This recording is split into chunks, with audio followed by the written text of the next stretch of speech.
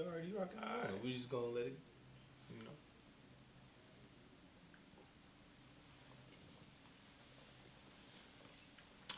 Get me into my phases. All right, gentlemen, fathers. It's a crazy damn time that we're in right now. You tell me you love me. You gotta show me, hey. If you tell me you're in, then drop a load on me, hey. Fuck my old friends, I got new ones. Fuck my old plans, I got new ones. So again, fatherhood. That's a very touchy subject, but a very fun subject. So we're gonna tap into that. You know what I'm saying? We're gonna bounce off each other, get some answers, get some questions answered and shit like that. So first of all, how many kids? How many kids you only got? One son. I got three. Three. Son. One boy. No, two boys and one girl. Okay, I have twin daughters. So you know what I'm saying. So what's the funnest thing been so far? Because I know you have a newborn, right? Mm-hmm. So what's been the funnest thing for you so far? You know what? He just started making noises. Okay. So he'll be looking at me like, bobbing his little head. Yeah. Other than that, there ain't been no fun so far. Yeah. You got a newborn, yeah, so. Everybody talks about these like, it's the greatest time ever. I'm like, when does that start? Yeah. Because all I'm getting is crying and puke. Yeah, no sleep. It has its highs and lows. Like, yeah, so I got two toddlers. So my son Christian, he just turned 4. My daughter, she's 3. Mm-hmm. And then my other son, he just turned 1. Mm-hmm. So it's like, that toddler phase, really like before they hit 2. So right now between 1 to 2, I'm like, you perfect. Because that's before, like, he just not hit my son, he won, so he just started walking. Mm-hmm. He all smiley. At this point, all he do is, like, poop. Yeah. Right. Like, he laugh at all your jokes because he sees you laughing, trying to learn how to be human. Like, so I'm like, that's been, like, my favorite part. Now that they a little older, it's cool to talk to my kids. You know what I mean? Because they'll tell me, like, their emotions. Like, shit, but Dad, I'm mad about this. Or, you know what I mean? I'm scared of the dark. Like, that's cool for them to be able to express themselves. So, I don't know, it's all cool until they start going crazy. And then they start losing. Because then the temper tantrums when they can talk, it's worse. But yeah, that's my favorite thing. I like hearing them talk. Definitely, it's cool to bring them off to school. It's weird though, because I feel like I'm not that old to be bringing them to school. But like I am though. How old? Like 27. 27? Yeah, me too. So I'm I'm like, it's pushing weird. 30. Oh man, It's just weird bringing a little kid to school, signing papers and stuff like that. You're like, damn, I'm really like a parent for real. Yeah, it's a whole new world, man. It's a whole new world. What about you, man? How many kids you rocking with? I got 6 kids. 6? Oh damn. I'm 36. I'm Oh yeah, okay, yeah, you up there. Yeah. So you good. Boys, girls.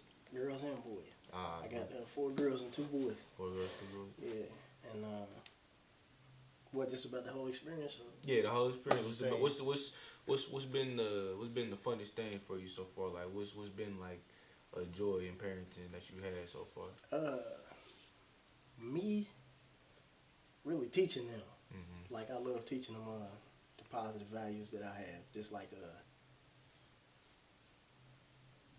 what can I say? Like just being strong-willed, being focused. Yeah. Like I like forward thinking. So right now my two girls, they just turned 16. So I like teaching them and asking them about peer pressure and stuff like that. Like I like to hit the hard points. And this it's like the highlight of it all to me. Because I get to see how they really are. Like, did I really do a good job? I don't know if y'all had little babies or older, but you really gonna start to see how you did. Like if it's paying off. Like, hey, look at my baby. Yeah. One of my daughters goes to Barber, so she's on it. But she's on this women empowerment thing. So they started women's wrestling. Yeah. And she cool. tried her first year and went state. Oh, So okay. this is how strong-willed she is. Like she just on it, and that's what I like about it. Just seeing how it all gonna turn out. Yeah, so I got twin daughters, you know what I'm saying, they 5, you know what I mean, and the best part for me really is now I like that they can talk for one, because the damn crying at first, that was one of the low, like all the damn crying, I'm just like, now you just tell me what you want, you ain't gotta do all that crying, but just actually watching somebody grow, you know what I'm saying, from a little baby to now they're literally talking to me in sentences. Right. That's just so surreal to see, because you know, I got like little cousins and stuff and nieces and nephews, stuff like that, but I ain't there like all the time every day to like see them really grow and really, you know what I'm saying, from crawling on the damn floor and now they rising and now they starting to walk, now they starting to talk. So that's been really cool for me to see, because I ain't never like really seen that before. Okay. You know what I'm saying? So now we're gonna flip it. We're gonna flip it. What's been the hardest part for you? We're gonna start over here. I What's ain't been the slept hardest in part 3 for months. you? 3 months. He's 3 months old. Yeah. I haven't slept at all. That's them newborns for you, Yeah. man. It's like newborns, but my kids still do that now, bro. That's so wake me up in the middle of the night, like, Dad, I gotta pee. I'm like, you walked past the bathroom to get here. Like, yeah, I was like, yeah, that's sleeping stuff, period. Even like my son just turned 1, so he just started going back on his regular sleep schedule. So I'm like, man, like, you be tired at work, you be tired on the day, you be tired. You be wake tired. up tired. Like, I was like, man, I'm tired. Like, I'm like, bro, you wake up in the morning. I was harping too, because I don't know who thought of this, bro. Why does work start at 9, but school start at 7:30? So I gotta wake up to get them ready. Yeah, I'm like, so I gotta wake up to get him ready. I'm like, man, That's why. I so wake you up get in the them ready. morning.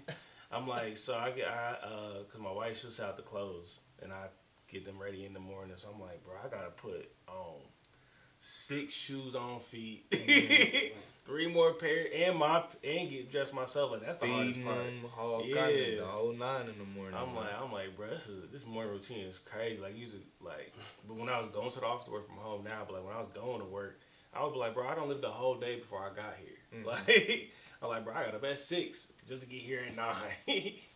So that's the hardest thing. But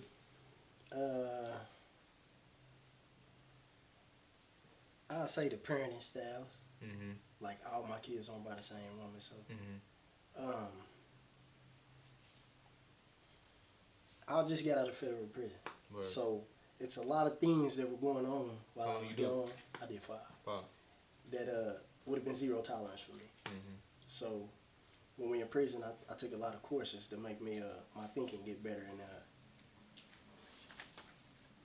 when you come from there and you've been away from your family and like you provide for your family, you want to get home and like dominate. Mm-hmm. Like, no, this isn't happening. She's talking to boys, that's not happening. Yeah, This is not happening. This happens before. So the hard part is like messing back with the mother, like falling back, watching what's going on without judging it. So because there's certain things that I would not stand for. Yeah, She that's lets go just on. not. But who am I? I just got out of prison. I got to work my way back in because I could just make the mother mad and the daughter. So I just easing my way back in, but sprinkling my little things in there before I try to. Go And hard. that's part of the hardest thing for me too is the parenting styles, because the mother of my children, I'm not with her. You know what I'm saying? So there's things that she be wanting them to do that is okay over there that they be trying to bring over here. That I'm like, nah, I ain't feeling that. Yeah. Like, you know what I'm saying? So that's one of the hardships of, you know what I'm saying, not being with the mother of your children, because then you just it's kind of like a constant conflict. You know what I'm saying? Like, it's like because you're with the mother, you guys are with the mothers. Okay, so y'all a team. Mm-hmm. So if something was to go, like they get an attitude, or like what's the main line everybody says? If you get an attitude with your mama, what she says? I'm gonna go get your daddy. Right. Yep. Whenever you not, you know what I'm saying, with the mother, you don't have that. So y'all are a team. Y'all could make those type of decisions. Y'all could make sure what's appropriate and what's not appropriate together. Whenever they come in between 2 different households, it's a little harder to upkeep that, because some shit that I'm not letting ride over here is gonna ride over there. Yeah. You know what I'm saying? So let's talk about stigmas that we have, man, because there's a lot of stigmas that I want to address. You know what I'm saying? So first of all, let's start from the top. Not all fathers is there for their kids, quote unquote. Why do you think that is? Why do you think that we still are having that stigma? And me, from my experience, I actually know more good fathers than bad fathers at this time. Like I know all of you guys at this point.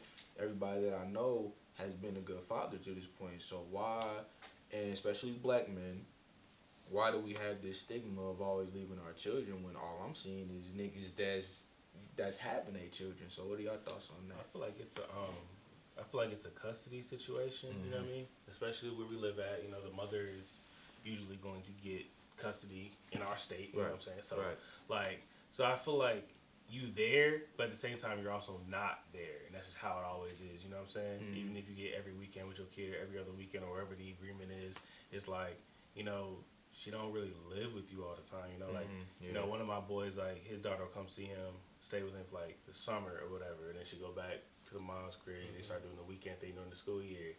Like, I feel like that just has a family dynamic and a feeling dynamic that just always gonna be like you say, like, oh, we together now, we a team.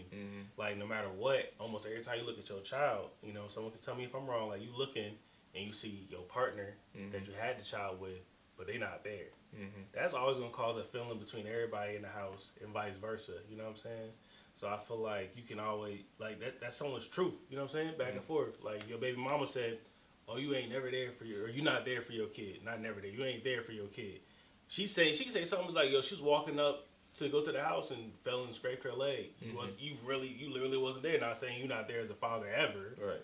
But, like, just because you're not there every day, that's kind of where I feel like that stigma, that feeling grows. And, you know, we, you know, I don't know if I can speak for everybody, but I know, you know, me, even my family, you know, everybody has some Rolling Stones. So that's kind of like our role models, you know what I'm saying? I'm like, yo, my granddaddy had 2 families, you know what I'm saying? I was one of them. You know what I'm saying? Like, bro, I was a Rolling Stone. I'm like, bro, like, we actually here, you know what I'm saying? People, I know a lot of men older than us that's like, I got kids I ain't never seen before, you know what I'm saying? So, like, we looking at that as, like, our example. I'm like, I'm way, way better than that, you know what I'm saying? Like, so I feel like that's where that comes from. And then on a ground level, you're like, all right, you shouldn't be comparing yourself, like, from the outside in, you know, from a different perspective, like, you shouldn't be comparing yourself to the worst. I want you to be better than that. And you're like, yeah, but I'm doing way better than what I've ever seen, you know what I'm saying? Because, I mean, a lot of dads back in the day weren't really there. Because I was fortunate to have my father in my life until he passed away, you know what I'm saying? When I was 16, he passed away. But I was able to have him long enough to where he instilled good traits in me, you know what I'm saying? That's how I ended up being the guy that I am right now, you know what I'm saying? I don't be doing no stupid shit. I don't be on the street doing no stupid shit like that, you know what I'm saying? I be chilling, you know what I mean? So, having a father, if I didn't have that role model, where would I have been? Right where everybody else was, you know what I'm saying?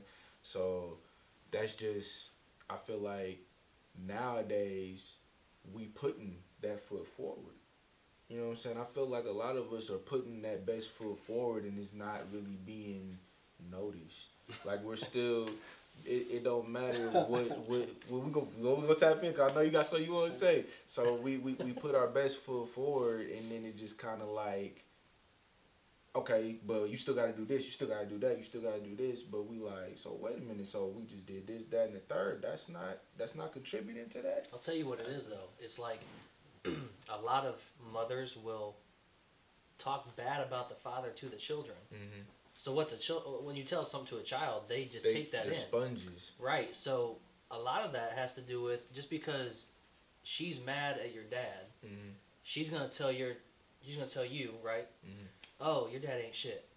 Now, what do you think growing up? Oh, my dad's not shit. Next thing you know, you waking up your whole life, you think my dad really ain't shit. My mom don't think he's shit, so why is he? You know what I mean? Yeah. Like, so I grew up with a stepdad. My dad left when I was almost 2. I didn't know him until I was like 12 or 13. Right. So we've been rebuilding our relationship since then. So my stepfather was always my dad. But my mom never talked down about my father to me. You know, she let me make my own decision about him. That's good.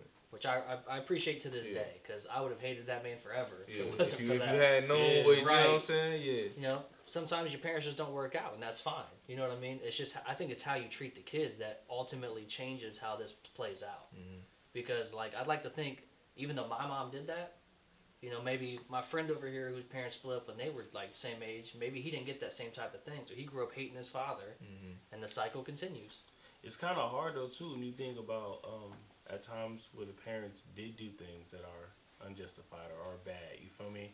Like let's say, you know, the parents didn't work out because one of them was abusive. You know what I'm saying? Like, you're like, because I mean, I have situations in my families too. Like, not that one specifically, but like, you know, my mom and my sister's mom. You know what I mean? They didn't get along. XYZ. My mom has kept a lot of that information from me, but at the same time, it's like she might have said some stuff that justifies how you feel, and I almost feel like I should know that. You know what I mean? Where do you end up drawing that line at and being like, all right, you know, this is a sensitive relationship, and this is also information that you probably will want to know. You know what I mean? Because I don't know, you know, somebody call your mom like, oh, you a dirty ass bitch. Right. You know what I'm saying? Like, you like, I don't want to be walking around playing nice with somebody like that. Right. You know what I mean? So Billy, I want to hear from you in this regard. How was it? Cause you said you just did a 5-year bid. I know fathering from jail is very difficult. Right. How was you able to do that? Like, what kept you going? What kept you level-headed when it came to your kids when you was on the inside? Family. Family, the only thing that made me, like, probably be sharing here with you now because I would have got more time. Because it's different dynamics in the federal prison, depending on what level you at. So I was at the highest level. So it's like highs, mediums, lows, and camps. So it's very violent up there at the top. Right. But my family kept me grounded. And, like, probably the age I went there because I was at a point where my mind just had started changing about life in general. But what could I say? I guess just the woman that I was with, she helped me, and when I went to prison, I wanted to be better. I really wanted to be better from the day I went. Like, I didn't have any excuses. When I got sentenced, I had no excuses for what I did, and I was like, okay, give me this time, and I'm going to use this to my advantage. So when I went there, they changed my perspective on life, and that's what made it better. But back to that question you said about, what was that question you asked about? Something about the black man leaving the family or something? Yeah. Like, that comes from ignorance. Yeah. Before I went to prison, I was ignorant. Like, I didn't know certain things. I was taught to play women like this. Yeah. Do this like this. You're in the street, so every girl you meet ain't nothing. Yeah. And I just played that role to a T. So I was the guy who was a deadbeat sometimes. I went to federal prison, and when you're in there with guys who got life, they just look at the world in a different perspective. So they teach you things to be a man. And you learn that your seed, regardless of how you and the mama feel, any of that is a representation of you. If you die today or the mama dies today, he has your last name. That's your obligation. So a lot of people be talking down on prison, but prison made me a way better person than I would have been. Because it taught me, like, self-respect is taking care of your seed. You don't respect yourself if you don't take care of your... Feel me? That's my last name. So that's the utmost respect. I be giving the utmost, like, I could never even, like, know a person, but if you take care of your kids, that tells me a good amount about you off top before I even know you. And I was ignorant to that at first. So the streets taught me, F that. F how you feel about me. F how you feel about this, because I might die today. F everything. Oh, you good. It's all good. This is I'm trying to do better. You feel me? F everything, bro. It don't matter. It don't matter. It don't matter, but it do matter. That's what prison taught me. It do matter. It do matter how you treat your son, because people do look at that. First, I didn't care. I just cared about whatever agenda I was pushing, my ego. And I had a son whose mother, when I got locked up, she wouldn't let him see me, Lil Billy. And at first, I was going insane, like, why won't she let me see him, blah, blah, blah, blah, blah, blah, until I understand what I am and how I was. And anything you would have put in my path, I would have corrupted and destroyed and tried to make them a mini-me. So I got out of prison and I was better and I'm working and everything, and me and his relationship is golden. He called me now. Dad, when you finish that, pick me up from work. I got to do this, this, and that. I don't like sports. I never liked none of that. I liked selling drugs. That was it. So now that I'm aware, I understand why she didn't let him be by me. I was ignorant. I didn't know. That's always good. Accountability in black men is something that they say that we don't really do that much, but you taking full accountability for your actions, for everything that you've done. Yeah. You know what I'm saying? And that's a big step in recovery. Yeah, it's a big step in, you know what I'm saying, getting back to being wholesome, you know what I'm saying? Bringing up a good family. So I'm going to ask you guys, man, because unfortunately I wasn't allowed to be around for the birth of my children. But I just want to know, man, what's that moment like, man? Like that moment whenever you see like, damn, my child really like coming out right now. You know what I'm saying? Like, how did y'all feel when y'all first seen that? Oh, hey, you had it more recently. Yeah, 3 months ago. You know what? I'm not really like a crier. I'm not really that emotional of a dude. Yeah. But when you're in there, and shout outs to my fiance, she did all this shit, no epidural, no nothing, no pain meds. Strong, boy. Man. Yeah, I don't know how she did it, because I was hurting looking at her. Mm-hmm. But, you know, the way they show it on TV shows and on movies, like the dude standing behind the bed, that ain't true at all. You're on the side of it. You see every fucking thing. Right. So I couldn't take my eyes off of it. I'm just watching everything go down. I'm like, holy shit, this is actually happening. And the second his head pops out, buckets.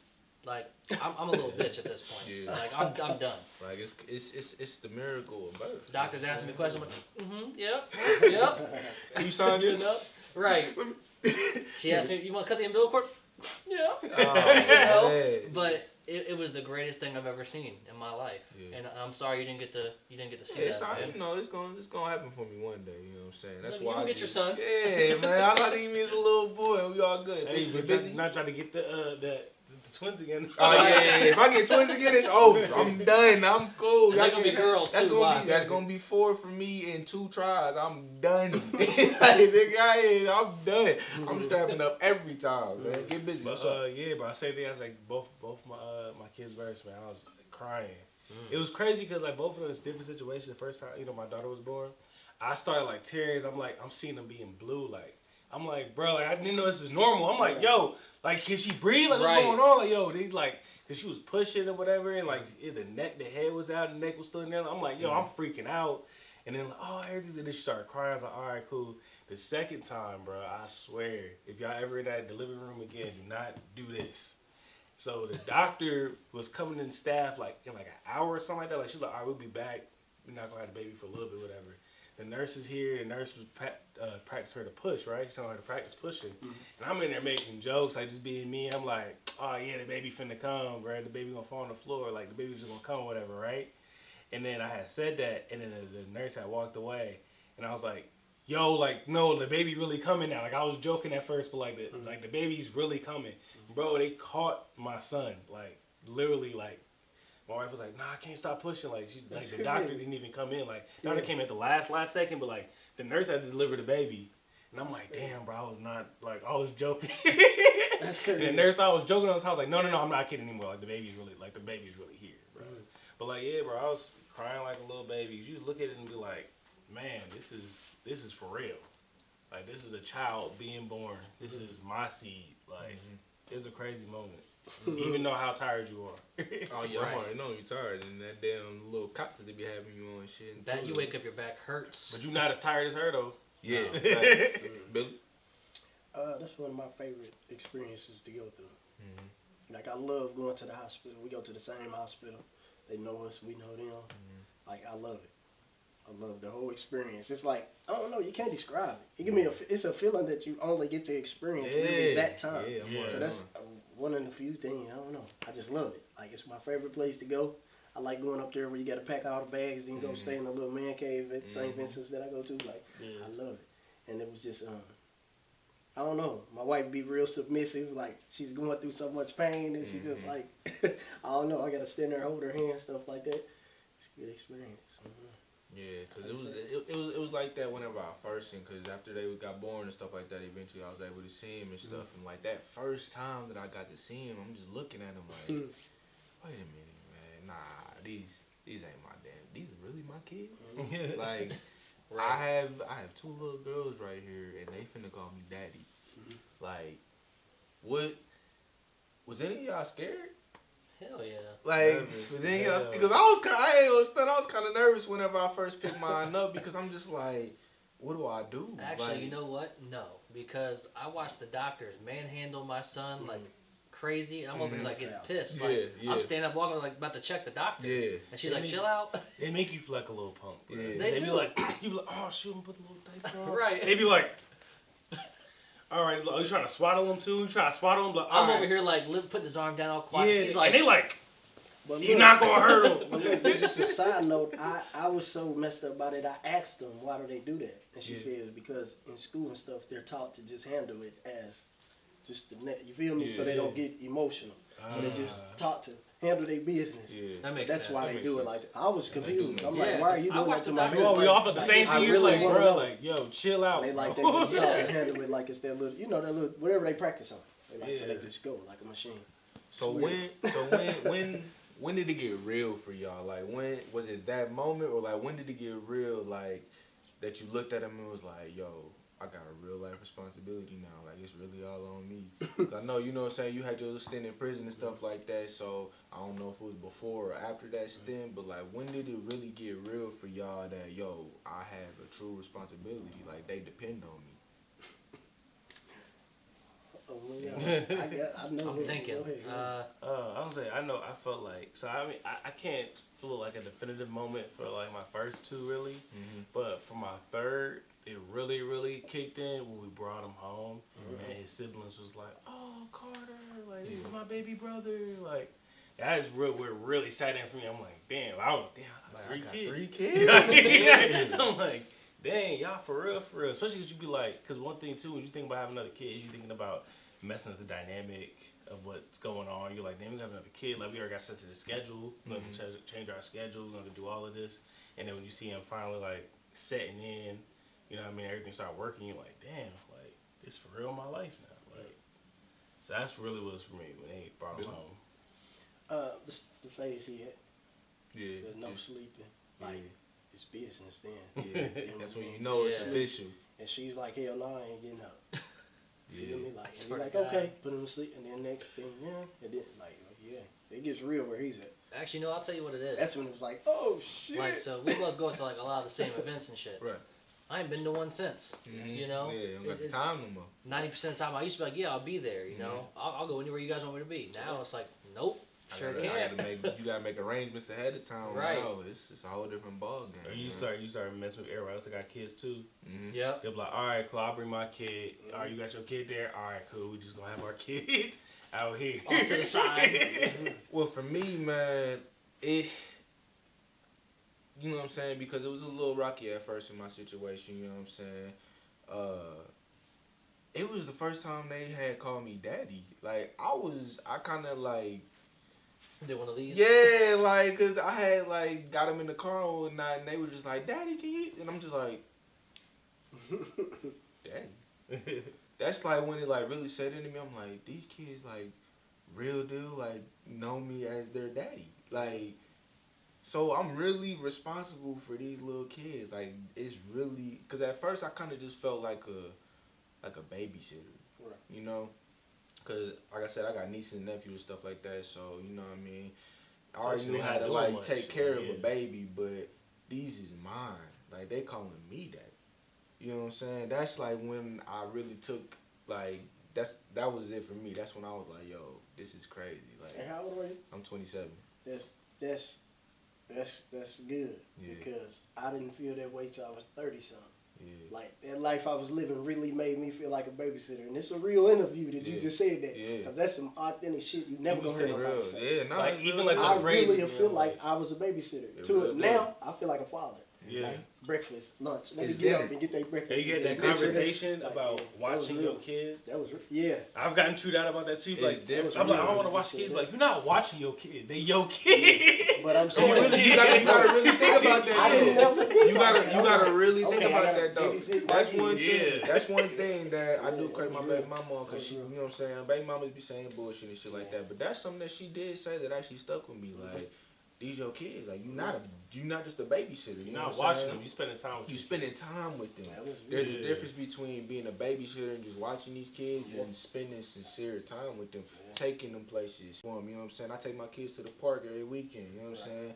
I take them to took them skating up at the rink out west, you know what I'm saying? Take them to Chuck E. Cheese, Children's Museum, trying to make experiences with them, getting ready to take them out of town soon. You know what I'm saying? Just trying to make experience with them instead of just them just coming over. I feed them, they spend the night, and they go home. Yeah. That's when I was feeling just like a babysitter. Mm-hmm. You know what I'm saying? Like, I'm like, wait a minute, I gotta experience more with them. I gotta do more with them, because then now I feel like a father. Now I feel like, yo, I didn't experience stuff with these children, so now, like, that's who they see me as their real father. Like, it's for real. It's real deal. So Yeah, I'm waiting for my son to grow up, because yeah, you still got a little Yeah, while. yeah, You still do got a lot while. more about it than you think, you know. So that's the maybe, thing. Yeah. you know, he recognizes me. That's about it. So y'all want any more kids? We in debate. My wife talking about she want one more. I was like, when I came into this situation, I said I was maxing out at 2, a boy and a girl. You she got was 3 like, now. Yeah. So she said she want one more. She said she want a girl. I'm like, I don't know. One thing, you want to touch on your adopted son? Yeah. So we talking about fathers and stuff like that, right? How did that? Cause that's really big, man. So it was crazy in that situation too, because so I guess that's why like the father moment took a while to kick in too, because so my son, he was born November 3rd. We were foster parents, so he was not the first child we had fostered, but he was coming in there, right? So we got him at 5 days old. So when he came to us, honestly, my initial feeling was like, I'm not trying to get too attached, because he can go back. You know what I'm saying? He can go back to his birth mom or whatever it is. You don't like. We already been in that situation, being a foster parent, being like, oh, okay, like we gonna like really like this kid is gonna be our kid. You know what I'm saying? And then they went back to their home, and I was sitting there like devastated. You know what I'm saying? Right. So I kind of felt that way for a good while. Like I wasn't calling him son. I was just calling him by his name. You know what I'm saying? And then honestly, I want to say it was sooner than a year, but I want to say around that like 1 year-ish. It's probably like more like 6 months. Like we started working out the case more. The mom was like, I'm just gonna give him up for adoption type stuff. So and we're like, are we really like it's really about to be like my son? So it took a while to ease into that.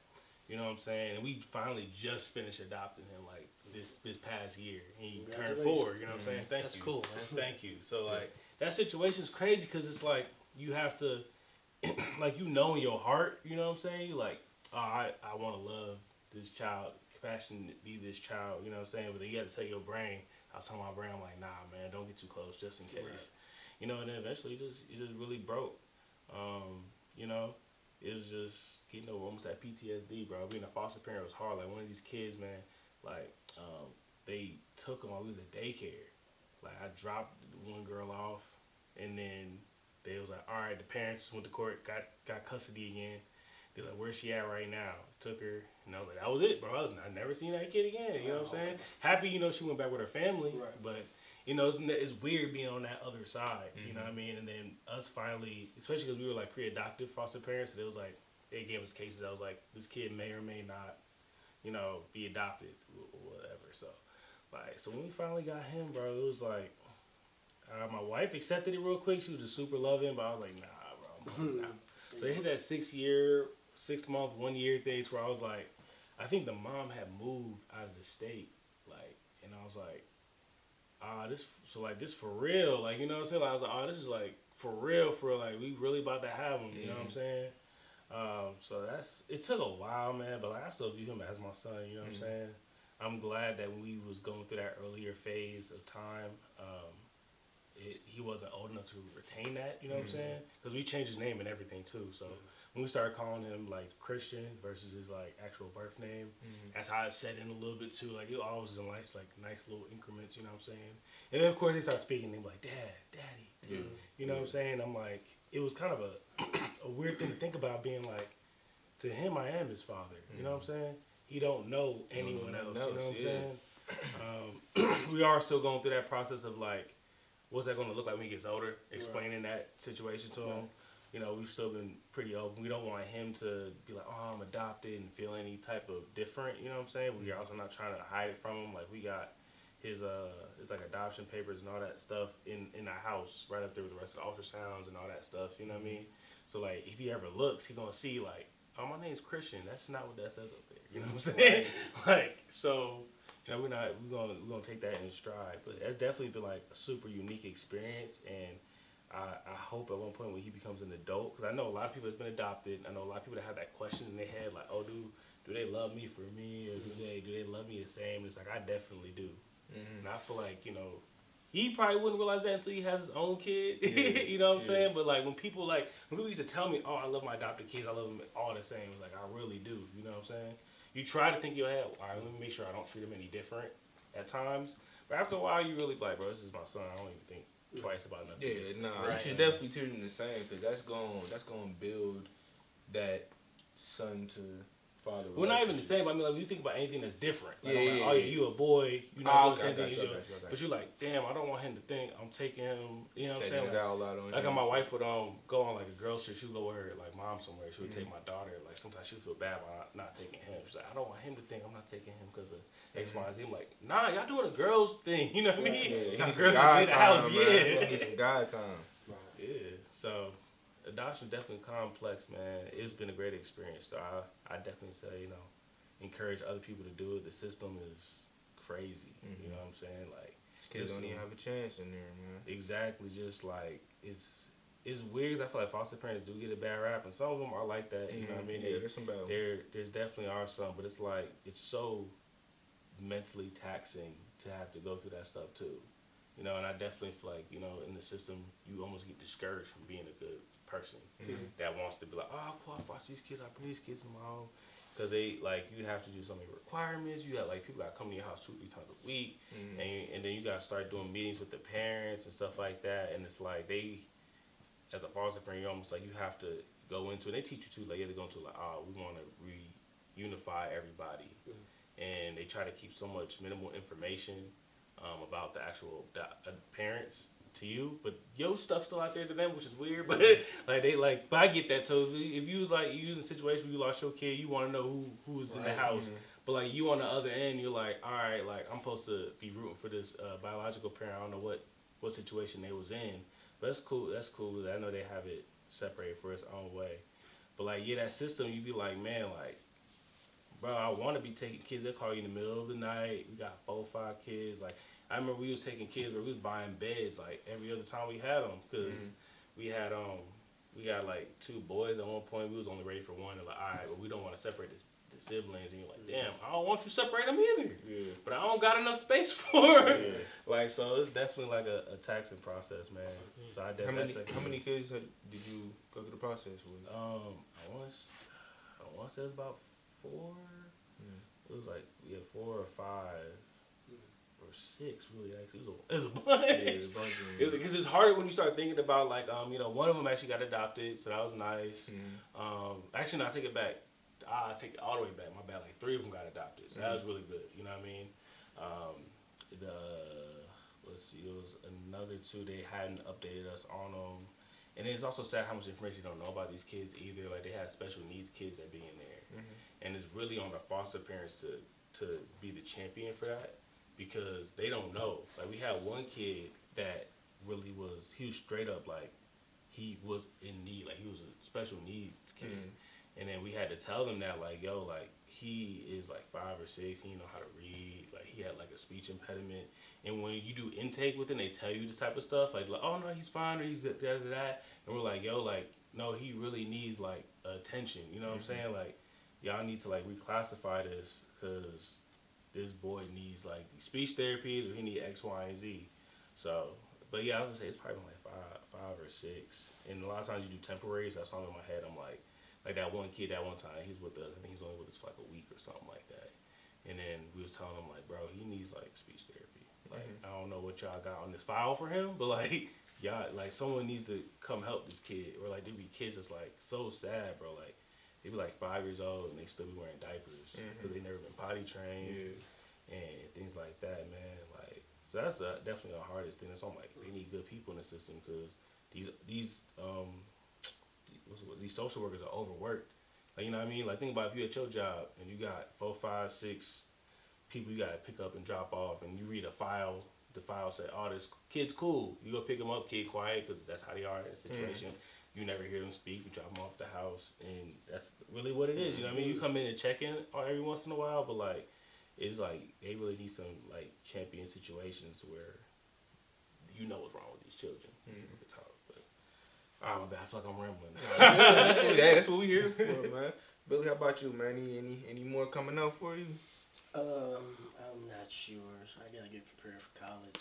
They're 16. Yeah. Oh, that's a whole nother thing. I got 2, 16. It's I really don't want to know. My wife wants one. I don't. The responsibility, it's a lot. It's a lot, man. I got tuitions and all these events and proms. Spreading butter. That butter spread thing, boy. Definitely. So So no time for I got one, and she wants another, and I'm like, as bad as I feel right now, I'm like, yo, one and done sounds great, but I know I grew up with like 4 brothers and a sister, so I'm like, okay, eventually I'm probably gonna want to get a sibling, but I'm gonna do it smart. I'm gonna wait till he's 5.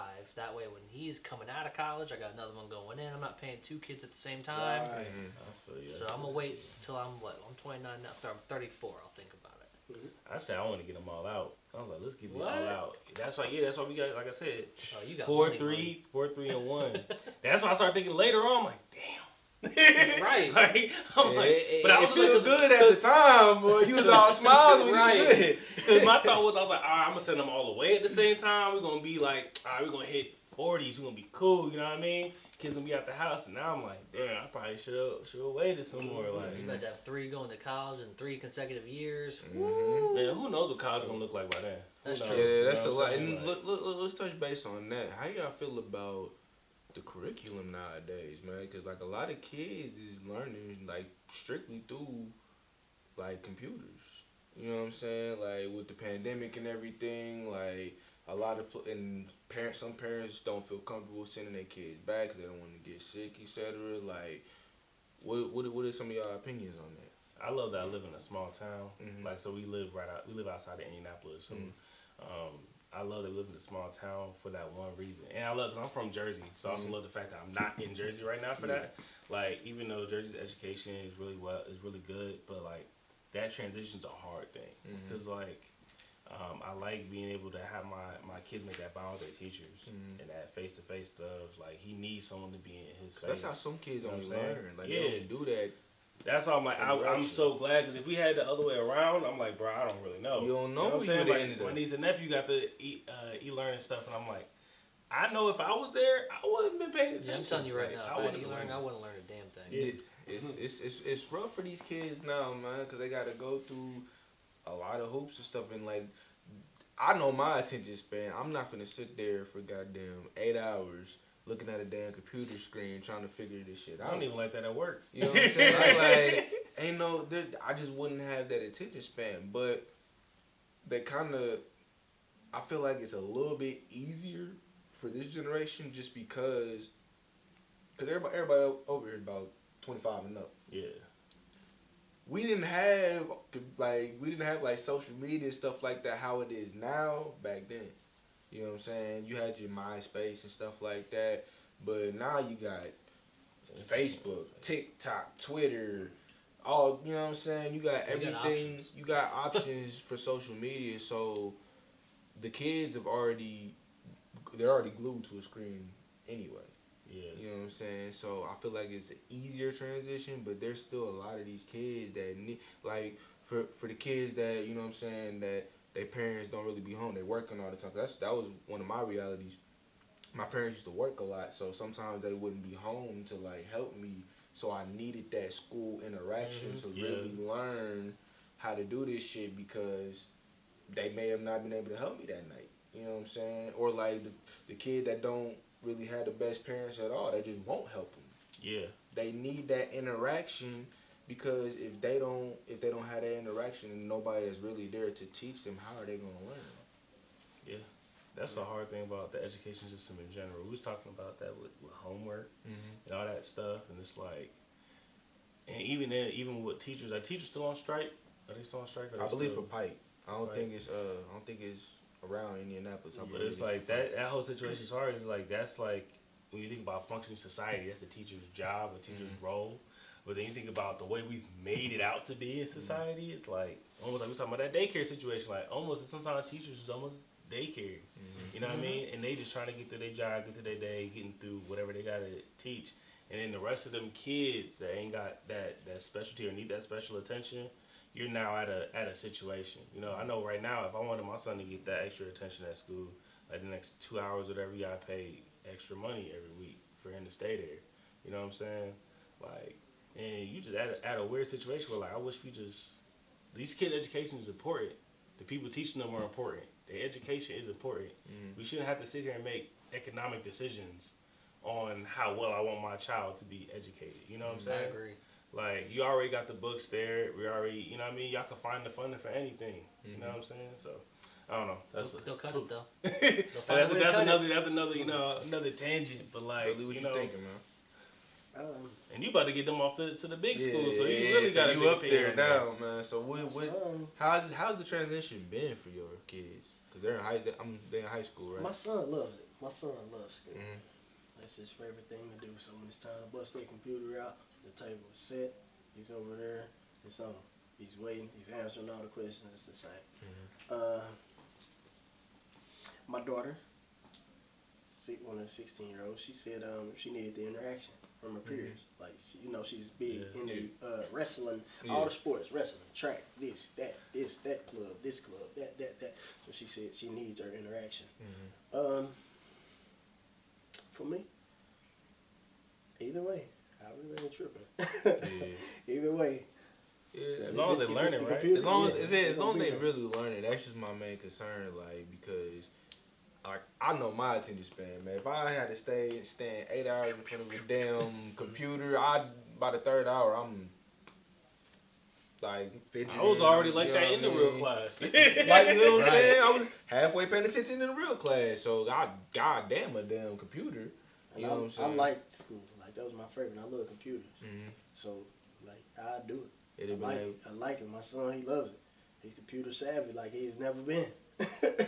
so it's just, I don't know. I guess it's the pros. So with your kids being in high school, man, I want to ask, like, I mean, I'm sure you done seen a lot of shit that's been popping off in the world, you know what I'm saying, with like school shootings and shit like that. How do you keep their head on straight when shit like that is going on around them? Because these kids, it's like they can't even go to damn school no more without fear of what's going to pop off. You know what I'm saying? There was just a stabbing at North Central not too long ago. You know what I'm saying? Like, there's shit that's happening in these schools that's way past. Cause, you know what I'm saying? Back in, sure everybody done seen a damn school fight. You know what I'm saying? Yeah. That shit happens. But these little niggas is shooting in school. They stabbing in school. They mass shootings. Like, it's going crazy to think about how rare that used to be. For me, I'm a realist. Mm-hmm. The times have changed. Mm-hmm. The world is going to change regardless of how we feel about it. Right. So all I do is really just, like, I'm a realist dad. You feel me? Mm-hmm. So I just give it to them everything straight. Like, you got to think, in this computer savvy world, they watching that on YouTube anyway. Mm-hmm. The music they listen to is all violent. Yeah. They know what sticks are, and they know what this is Yeah. and that, and stuff I didn't even know. Mm-hmm. What is that? What does step on them mean? Yeah. What does this mean? Like, they're hip. They know how the world is going. So it's inevitable that it doesn't go into school because it's so violent nowadays. Mm-hmm. So it just be like I just prep them how I can. I told you, like, Yeah, I really check keep out it their cut. personality and then just try to, like, work to it, like this and that. And anytime you for instance, drunk driving. Mm-hmm. One of my daughters is active and she loves hanging out with her friends. So all I could do is teach her the best I know. Like, if any situation where someone's drinking, don't get in the car and give her real life situations of this happening with your first cousin. Mm-hmm. And call me. Open discussion. We have open discussion. Any problems? If you're gonna have sex, let me know. I will get you checked up. It's not frowned upon. Like, just realist. I just give it to them straight. I don't sugarcoat them. Because I think if you sugarcoat them, then they see the school shooting. Now you got to deal with this fucking. And I feel like that's a real good approach because nowadays these kids are exposed to more. Like back then everything that's going on in the world, like a lot of this shit has already been going on, but now it's just broadcast. Because you see it live. Accessible. You know it wasn't like that saying? at first. Yeah, you see this shit live in time. You know what I'm saying? It like, used to be so delayed. Yeah. So like, cause I feel like even when it was like 2008 when Virginia Tech happened, like I feel like that hit sort of in a way that like the new school shootings be hitting, but even then that was still so like delayed. You know what I'm saying? Like if that happened today, they would be like, we saw this on someone's Snapchat. Yes. It was inside the building. Like they'd had it all right there. They'd have had, and there'd have been like 10 different videos of the shit. Exactly. You know what I'm saying? When we was talking about back in the day, we were like, oh, I see it on the news. Yeah, but it didn't hit home. Yeah. Then you'll see an actual picture of him in there shooting people. Like, it's different. Columbine was now. crazy. Like now everything kind of is all documented like that. You know what I mean? It's different if we seen Columbine in real time. Yeah. Like real, like it's and that's back when it was so damn rare. So nowadays it's just happening like so often that it's making Columbine like seemed like it wasn't shit compared to what's going on now. Like they doing it all now. Like and then these little challenges that they got with the teachers, like slapping. I don't know if you've seen it, but they talking about slapping the teachers. Yeah, it's a TikTok challenge. They going around like slapping teachers, stealing stuff from like teachers and shit like that, and going home they calling it hitting the lick. You know what I'm saying? Like these kids is really wilding nowadays. It's like for the clout. It's like we always wilding, but it's like it just seems like it gets progressively more intense. Yeah. I think about it with music. It's like, oh, everybody's like, I gotta stand out to sell records, and eventually you got people who got in glam rock. They rocking heels and makeup and crazy hair. Like it's like everyone feel like it's a little bit more intense, a little bit more of this, a little bit more of that. You know what I mean? It's because images came so and influence too. Like cloud influence of being like, all right, like let's say like I ain't the best kid. I stole a couple lunches in middle school. You know what I'm saying? Right. That's different between me stealing lunch and all right. Me and my classmates know that. Versus me stealing lunch, putting it on my Instagram. Now thousands of people is seeing that. You did that. Thousands of people is like, oh, okay, it's that easy to da da da da. You know what I mean? And they gonna start. It gets worse. It's a snowball effect. Yeah. Since all you guys got older kids than me, what is the best method you guys have for keeping them from seeing shit like that though? Like, how do you? They all got phones, right? I mean, I ain't gonna lie. I tell them. I'm kind of like Billy, bro. Go ahead. I was like, I put on YouTube Kids, and second thing I was like, yeah, ain't hit you or you yet maybe. Can't play them damn video games no more, bro. Like I noticed, I was like, I gotta stop playing violent video games. I want my kids not seeing no violent video games in the game. You know how hard it is to find a video game that's not violent, bro? You got 2K, like, and that's it. You got even like racing games, and I'm like. Because we got like a little arcade thing in our house. I'm like, all right, cool, you can play this little motorcycle game. The motorcycle game, they kicking people off the like thing. And I'm like, Super Smash Brothers, as a you know, when you was playing it, you not associating as being violent. But I'm like, that's still violent. Like, it's still numbing you to the violence of what it is. You know what I'm saying? Yeah. So, like, I can hit the shelter a little bit right now. You know what I'm saying? Tell them what it is. My son just figured out what a gun is. But, and we try to call him a pow-pow. You know what I'm saying? But, like, I was like, you got way better, more complex than that, because they old enough. Yeah, I be kind of like more Billy when it comes to stuff like that. Like, I would just more so give it to him real. You know what I'm saying? Like, because I feel like a lot of the times parents, they try to shield the child from so much that whenever the child gets of age, like 18, when it's time to move out, they gon' go experience that shit. They gonna go because they don't know nothing about it at first. They've never seen it, they never heard of it, they never nothing. So now that they actually seen and heard of this shit, they like, oh damn, I never seen it before. Let me go check this out. So I just want to make sure they know that they could bring it to me. That's my main concern is about everything. Is like making sure they feel like they can talk to me. Like you said earlier, it's like, I don't know what you're going to see. Right. I don't know what you're going to do. I don't know. All right, sure, I told you this is a pow-pow. You went to school, someone said it was a gun. Right. Now, I just want you to feel comfortable to come to me to say, Dad, what's a gun? Yeah. You know what I'm saying? And me, I could just say, teach them the difference between it. Like, teach them the difference between, like, for instance, my son, he like Grand Theft. And it's violent, and it's teaching him it because one day we were standing on the porch, and the drop-top car pulled up. And he like, hey, I like that, I should get it. So that was my first real experience. This is what we talking about. Like, I had never personally experienced it. And I was like, oh man, teach them the difference between the video game and the real world. Because it's okay to think a bad thought. It's not okay to act it out. Right. So teach them the difference between, that's a video game. If you do that in real life, this can happen, that can happen, this can happen. Therefore, he doesn't want to try it and see what happens. Like, it's teach him. Because, like, my mom was like she had the same teaching style that you do, is just be a realist. Like, my mom didn't shelter me from shit. I knew what drugs were when I was like 7. You know, I knew what guns were. I knew all that shit. Right. So, like, for me, when I was in high school, I drank a lot in high school. Right. Like, I'm sure you did too. Yes. You know. Yes. But some of my friends didn't. Their parents were very sheltering. Yes. Right. So when they went to college, they went fucking nuts.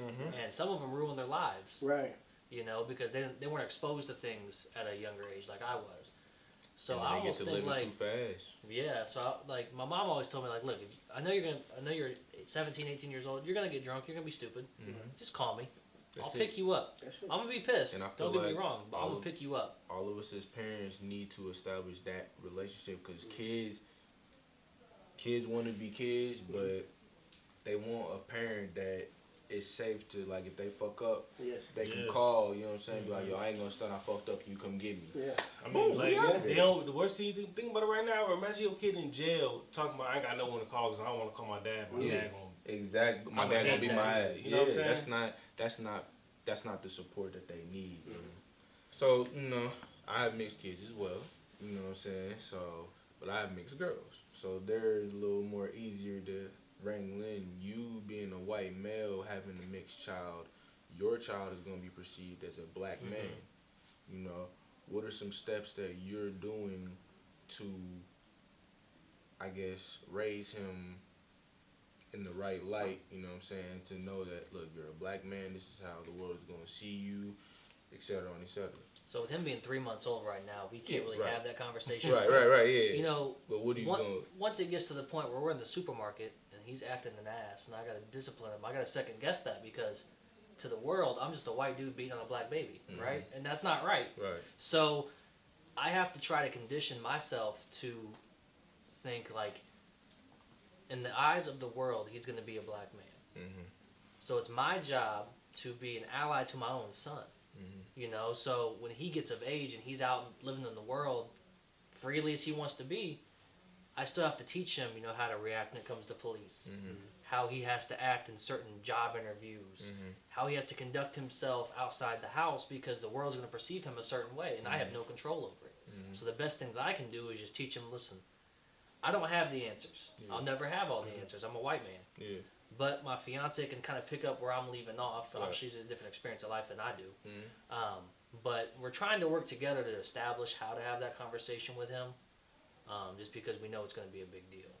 It's going to be a conversation. And I'd rather him know that going into like pre-K or kindergarten than me wait to have that till he's like 17, because then by then it's too late. It's too late. You know what I mean? And he's going to kind of already establish like his opinion on that without your guidance at that point. You know what I'm saying? So that's something that. Was it a question? What's your thoughts on culture?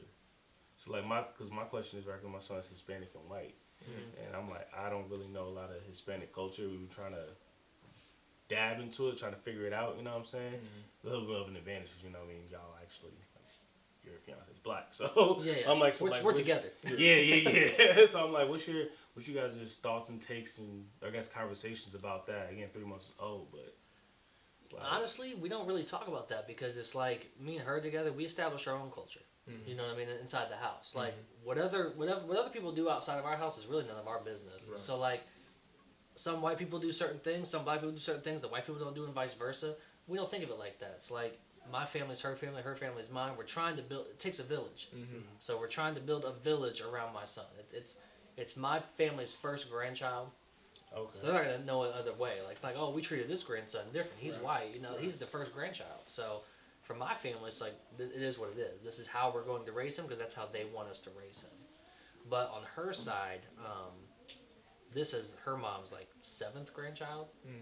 But ironically enough, all of her grandchildren are mixed. So ain't shit changing. You know. So I kind of lucked out on that one. But you know, being a mixed couple is already kind of difficult sometimes. I'm sure you know too. In the like, Midwest, you go out, you see like, strange looks all the fucking time. Yeah, I get it. Cause like I said, I ain't with my baby mama, but you know, I always get the, oh, you got mixed kids, you like white girls, blah blah blah. But I don't be trying to let that shit bother me. You know what I'm saying? Cause I love black women. Like, black women know I love them. I love Hispanic women. You know what I'm saying? Like, as my thing is fuck how y'all feel about me. I got these 2 little girls that need me. So at the end of the day, whether they white, black, purple, indigo, whatever they want to be, they're my kids. But it was good talking to you, gentlemen, man. I appreciate that, man. Before you tell me you love me, you gotta show me